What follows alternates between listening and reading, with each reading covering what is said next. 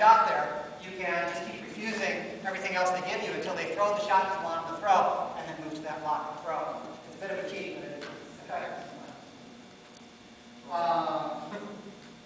So let's talk a little more about blocks along the figure eight. Let's see here. So upward figure eight. Here's our upward figure eight. Right there is pretty much the best blocking position along this side for the upward figure eight. One interesting feature about blocking along the figure eight is it tends to lead to blocking with the flat of the weapon. There is a lot of argument among historical folks as to whether blocks are made with the flat or with the edge. I don't really feel very strongly one way or another about it, but I started experimenting with blocking with the flat, and for me, in our SCA stick game anyways, I find that blocking with the flat allows me to already have the edge pointing in the direction that I'm going to be generating force and movement towards my next blow. And that has an obvious advantage. Remember, I was talking about as soon as possible, get that edge pointing in the direction of travel before you generate the body power of the shot. And that accomplishes that in most cases for me. So if an onside shot, stack block, block with the flat, right along the figure eight, I'm with the upward sweep this way.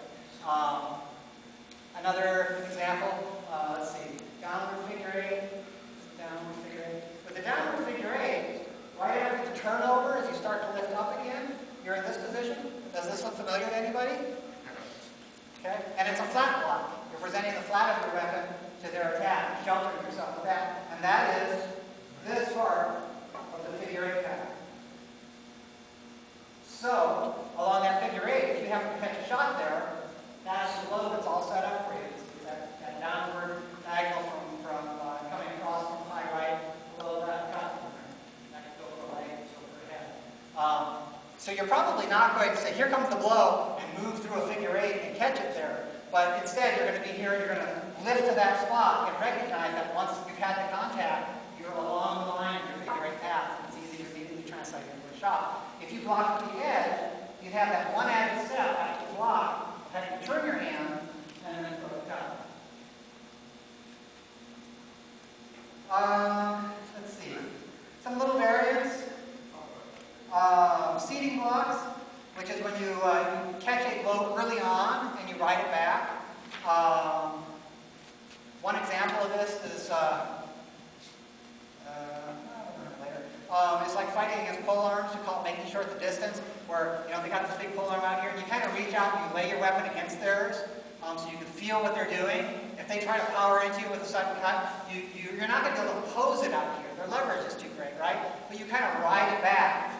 You let them push your weapon back into you, turn the flat, so that's fair enough. You can take a hit from your own flat, and you start gaining power as it gets back towards here too. You'll start slowing it down as it rides in. And what's going to happen is when it's pinned against your body, it's ridden in with a flat, which puts your cutting edge in a line to release and throw. You're not trapped against your body edge to edge, or like this. So that means you can slide out from between the two things and throw a shot. Against sword, it's a little different. Like, I try to use this on Davin sometimes, and sometimes it works, and sometimes I get my head crazy. But he's so fast that it's very dangerous for me to wait back here and just try to catch something. In fact, I made that mistake this last Rustam. I tried to catch close and I got killed. I've been more successful at times with trying to reach out. So as soon as I see him begin his motion, he's starting to throw something. I feel the pressure. I'll reach out and present the flat of my weapon to his weapon way out here. And so right as this blow launches, I establish contact. And here comes this fast shot, but it's being slowed down all the time by dragging my sword along with it. And at the very end, that's when I can release and throw a shot. And by that time, I know right where his sword is too, which is a little moment of safety where the sword is in a known position. And you're ready to release and throw a shot. Another thing you can do to make your blocking work better is to face the block. This is something Thor likes to talk about, is facing the threat. If the threat is up here, you just turn and face that threat. If the threat's up there, you turn and face the threat. It's just much easier to deal with something where all your body's aligned in a comfortable position, rather than doing some kind of awkward reach around thing. So face where the likely threat is, certainly face where the active happening threat is when you see a sword coming in. Find and repose from the block. We've been talking about this. One of the things to understand psychologically is if you apply 100% of your mind to blocking the attack that's coming at you, the odds are, except for maybe against the very, very best opponents, that you will successfully block. you can go out there and try to just be defensive and last forever practically on the fighting field. The reason we get hit is that's not all we're trying to do. We're also trying to hit our opponent. And that one, that takes us out of position and allows them to have some openings. Two, that means part of our brain is thinking about hitting them rather than thinking about defending ourselves. But it's a trade-off we're willing to make because we want to win some fights. We don't want to just go out there and block all day. So fair enough.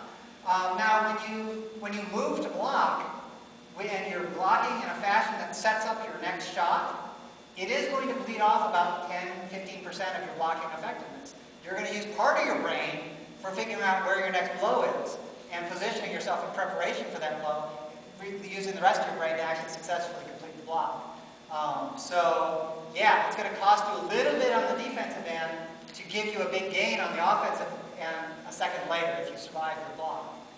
So it's just something to understand what's happening there mentally is that you've only got so much brain power, you've only got so much body movement. You're taking a little bit out of the defense and putting it into the pool of the offense when you do that kind of blocking. So there we go. Okay, so some things to think about then. The new paradigm when you start thinking of blocking in this way. To start thinking of your opponent's attacks as an opportunity to use one of your block-to-blow techniques. An opponent is best defended when they are in their guard, ready to receive your attack.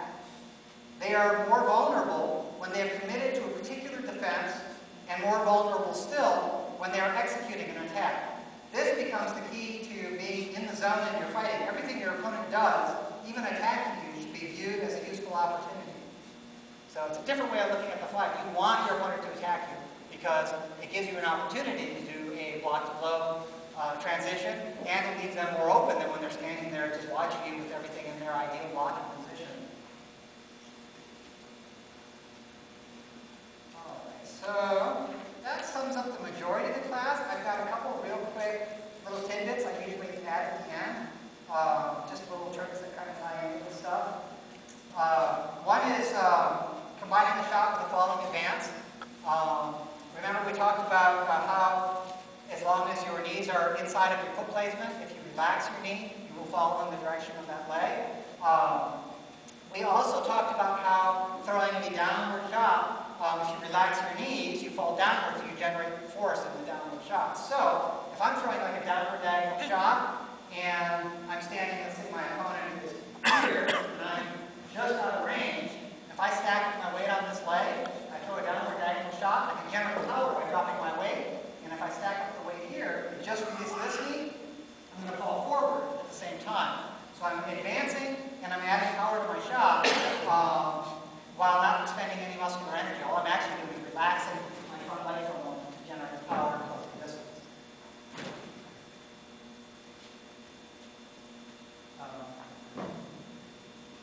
Let's see. Making short the distance, we talked about that one.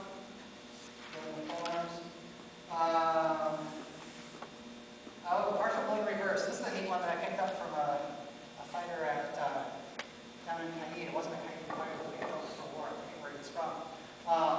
But it has to do with throwing an offside shot here and feigning an onside shot.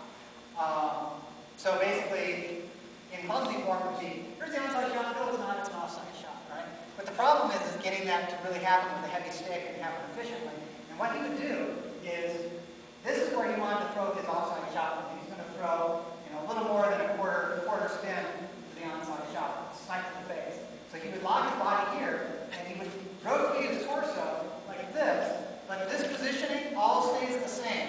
Nothing is changing here. He's staying in this position. But the rotation of the torso gives the impression that this blow is coming. You see the sword moving along this